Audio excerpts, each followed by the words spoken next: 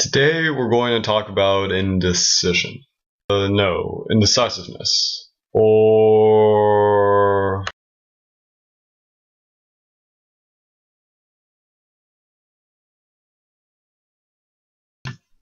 today we're going to talk about decisions.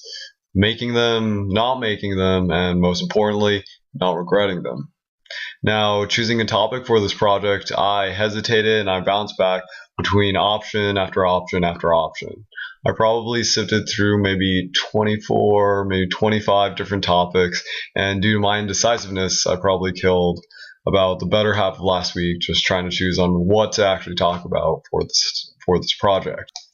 And ironically enough, I decided on the topic of indecisiveness, not only because I thought it was clever to decide on indecisiveness, but also because I've struggled with indecisiveness and decider's remorse. Now, I overthink everything, from what greeting to use to email a teacher, to the perfect way to write a single sentence in a timed right, and even just to the type of ice cream I should be eating while I work on this project.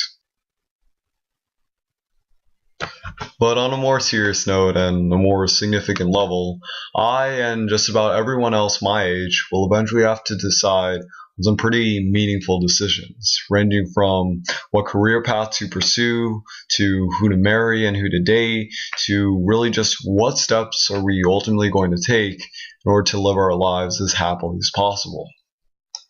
So now, with the help of some psychology studies, we're going to learn how to not only be more decisive, but also to accept our decisions and accept the consequences that come with them. So first, remember that everything will be okay. No matter what happens, at the end of the day, you're going to wake up the next day with new 24 hours and a new start to work with. Making decisions becomes easier when you consider the consequences or potential payoffs of your decision as not nearly as far-reaching as you think they will be. Over multiple studies on happiness and decision-making, Harvard University psychology professor Daniel Gilbert concluded that for test participants on average, bad events proved less intense and more transient than test participants predicted, and even good events proved less intense and briefer as well. In other words, when we rationalize our decisions to avoid a misfortune, such as rejection from a girl, or to obtain a benefit, such as the buzz from buying a Porsche, we often exaggerate the impacts. The outcome of a decision is often not as worse nor as joyful as we think. This doesn't mean we're fretting over nothing, only that we can stand to release a lot of the stress surrounding a decision. So breathe, don't panic, and just make a decision. The situation is likely a lot less serious than it seems. But now let's step into the future after you've made your decision. It's just as important that when you look back at it, you remember that you likely had less information at the time than you did after you made the decision.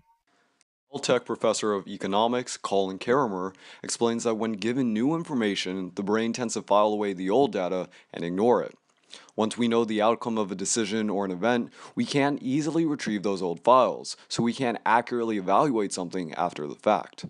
This phenomenon is called hindsight bias and causes us to think that we knew enough at the time to easily make the right decision. Your brain may be telling you that you had all the necessary information to decide better, but in actuality, you likely did not know enough. So cut yourself some slack when you look back on high school and think that you should have done this or should have done that. So even at the end of this video, I say, I don't know if I made the right decision in choosing my topic as indecisiveness, but whatever the outcome of this decision, I think I can live with it.